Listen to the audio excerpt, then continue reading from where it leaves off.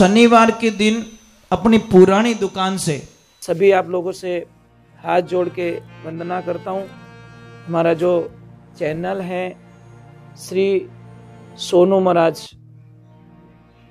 वो चैनल जरूर सब्सक्राइब करें और इन वीडियो को शेयर करते रहिए।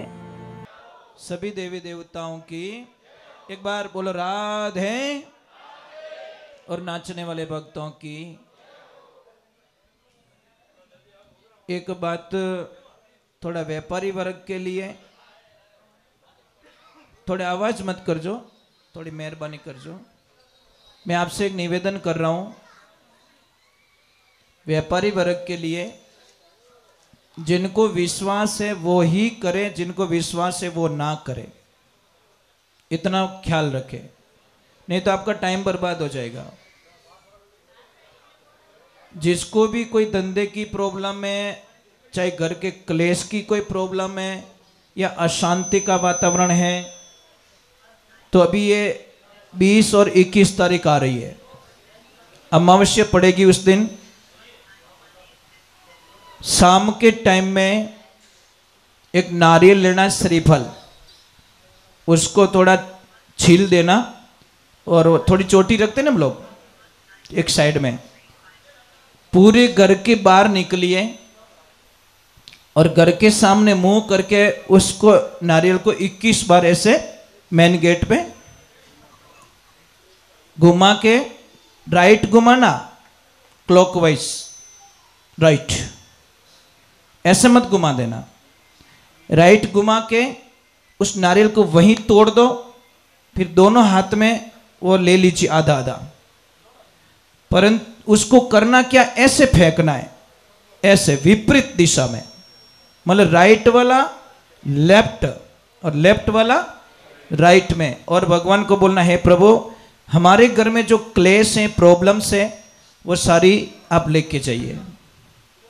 और किसी को धंधे की कोई प्रॉब्लम है तो आंवले का जो वृक्ष होता है उसके पास में जाओ, थोड़ी हल्दी चढ़ाइए और दोनों हाथों में पानी लेकर ऐसे कलश को लीजिए, पूर्व की तरफ मुंह करना ईस्ट फेस में, और उसमें पानी चढ़ाना है आंवले के पेड़ में, हल्दी के ऊपर, और एक नाम बोलना, हरि हर महादेव। खाली महादेव नहीं, हरि हर महादेव बोल के वो नारियल उसमें आंवले में पानी चढ़ाना। आप कल्पना नहीं कर सकोगे कि हमारे घर में इतना अच्छा, हमारा धंधा इतना अच्छा चल रहा है, बढ़िया चल रहा है और अच्छा चल रहा है।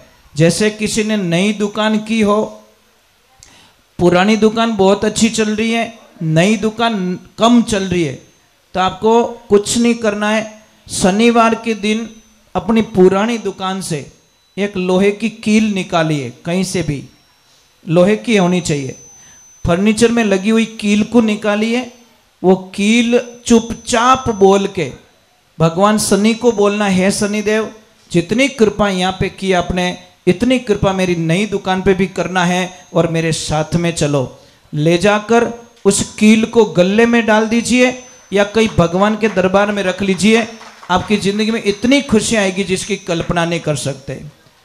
जिसके भी बच्चे पढ़ाई में कमजोर है, पढ़ाई में कई लोगों को बहुत सारी प्रॉब्लम्स होती है, बच्चे को याद नहीं रहता, बच्चे पढ़ना चाहते परंतु भूल जाते, पढ़ना चाहते परंतु भूल जाते। उस बच्चे के लिए क्या करना है, पूर्णिमा के दिन कोई देसी गौ रखता हूं, देसी गाय माता, वो नहीं चाहिए, जर्सी गाय, देसी गाय, वहां पे जाइए, आपके सामने उसको बोलिए कि अब इसका दूध मुझे चाहिए, थोड़ा बछड़े को पीने दो, और उसको इतनी रिक्वेस्ट करनी है कि मुझे आगे वाले थन है ना उसका दूध चाहिए, पीछे वाले नहीं, आगे वाले थन का दूध निकालिए और दूध निकाल के घर पे लाइए पूर्णिमा के दिन।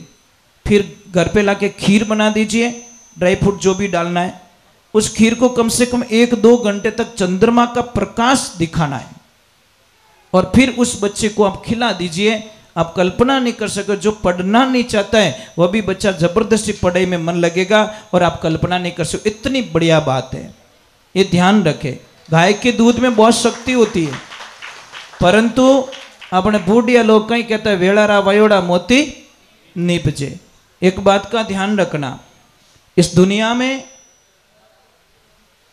सारे लोग, आपका पार्टनर, आपका भाई, आपका सगा, आपका मित्र, आपका पड़ोसी, इनमें से कोई नहीं चाहेगा कि ये आदमी मेरे से आगे निकले। आपका पार्टनर कभी नहीं चाहेगा कि मेरे से अलग होने के बाद में मेरा पार्टनर मेरे से डबल कमाए।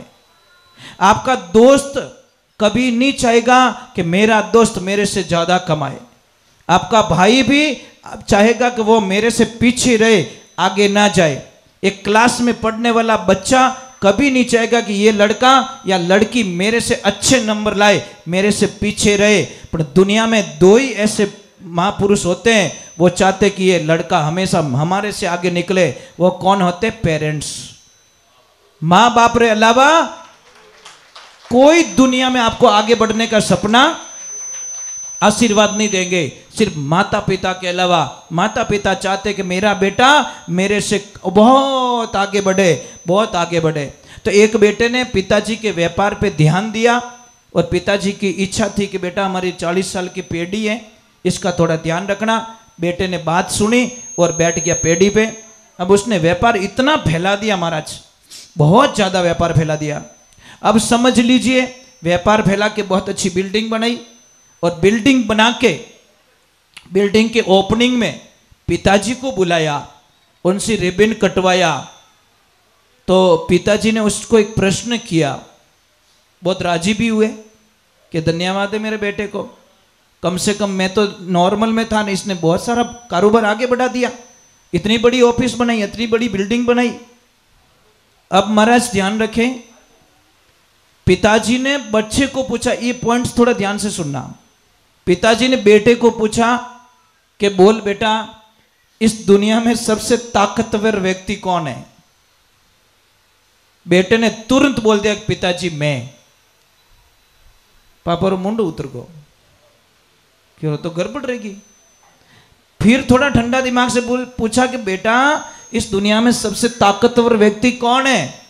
तो उसने तुरंत बोल दिया पापा मैं। पापा ने बोला, अबे मारवाड़ हाल नो छोको, अपनी सीट तो गई भाई, अबे हटो। पिताजी की आंखों में आंसू आ गए साहब। जैसे पिताजी नीचे उतरे, पर क्यों बेटा ने एक बार और पूछ लो। कितनी बार? लास्ट बार पूछ लो। वापस पूछा कि बेटा इस दुनिया में सबसे ताकतवर व्यक्ति कौन? कि पिताजी आप। पिताजी आप। तो पापा ने बोला, बेटा 2 बार जब पूछा तो तूने बोला मैं हूं मैं हूं, मार तो कालजू काट दियो कि पापा उस वक्त में आपके दोनों हाथ मेरे कंधों पे थे, इसलिए मैं दुनिया का सबसे ताकतवर व्यक्ति था। जैसे ही आपके हाथ हट गए आप 1 बन गए, मैं 0 बन गया। इन्हें वास्ते जिन माते माँ बाप रो हाथ कंधों माते है ने, उससे बड़ा ताकतवर दुनिया में कोई हो नहीं सकता। इन्हें वास्ते महापुरुषों, आप कितना भी कमा लेना, कितना भी कुछ कर लेना, पर माँ बाप ने मत सताई जो। बेचा बटो रियो, कोई बोलता हमारे बिल्डिंग आई, कोई के गाड़ी आई, कोई के बो आयो, कोई के कंपनी आई, और एक भोलो आदमी के गेला मारे को ने मारी माँ आई रे, मैं दुनिया में सबसे लकी आदमी हूं, मेरी माँ मुझे मिल गई। ना गाड़ी चाहिए, ना बंगला चाहिए, ना कुछ चाहिए। महाराज एक ध्यान रखना, औलाद बीमार हो जाती है तो माता पिता सारी प्रॉपर्टी गिरवी रख देते हैं, अपनी एफडी तोड़वा देते हैं, अपनी सारी कमाई तोड़वा देते हैं। पर जब पापा मम्मी बीमार रहे तो सब थोड़ी शंकाएं घुस जाती है। कैसा 12 साल रह गया मने सेवा करते हैं, हमें तो नैन क्यों ही करी। अरे बाप रे, एक आदत छोड़ दो आपकी। कहीं के माँ बाप मारे भेड़ा रहे और शब्द छोड़ दो साहब। कहीं के वो मैं माँ बाप रे भेड़ो रहूं, जिन दिन ओ बोलोला उन दिन आप बहुत सुखी रह जाओला। हमारी क्या औकात है जो माँ बाप ने आपो भेड़ा राख सको? यूं बोलो ने बेटी रे बाप के मैं माँ बाप रे भेड़ो रहूं। कई लोग का मने के महाराज मैं गाय को गोद लेके आया हूं।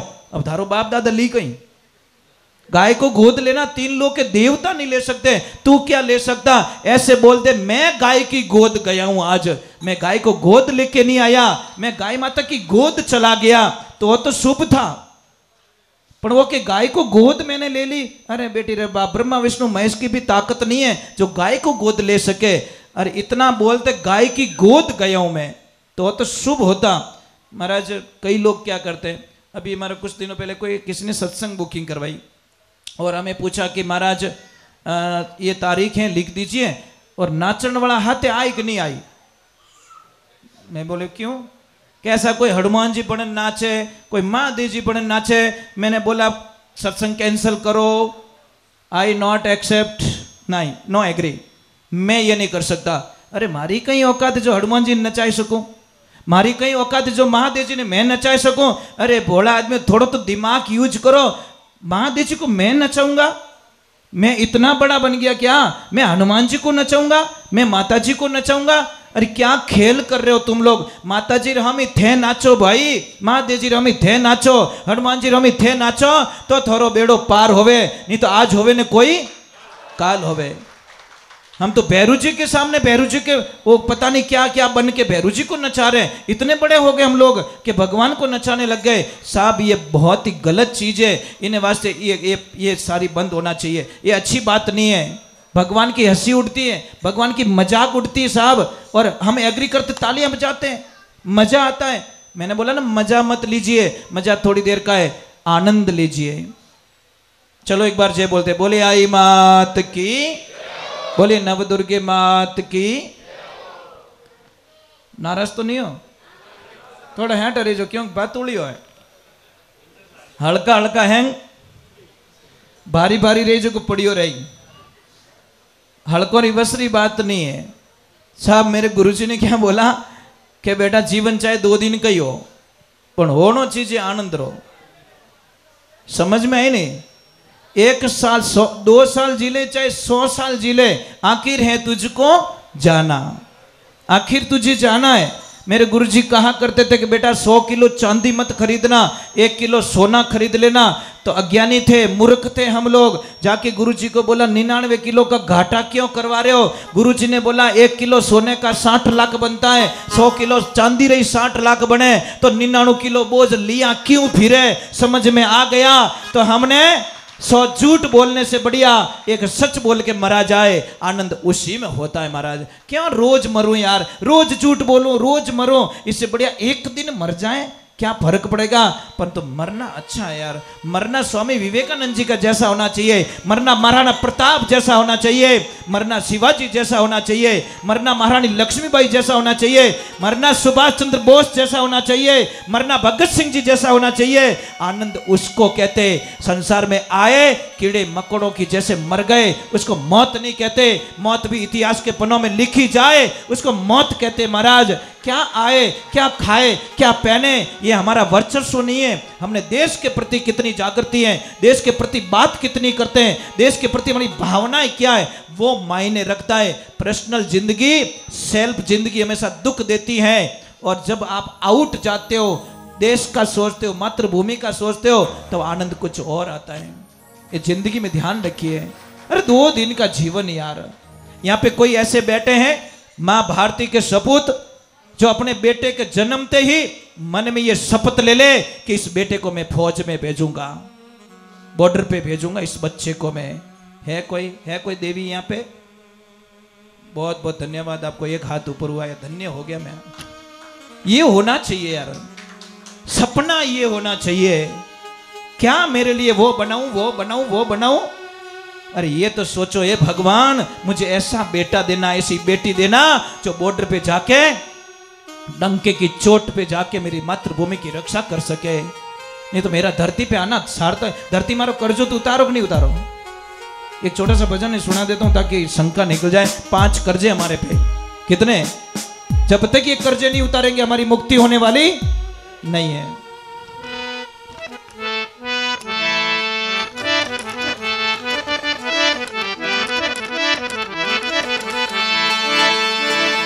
बोलिए श्री भगवान की, बोलिए आई मात की।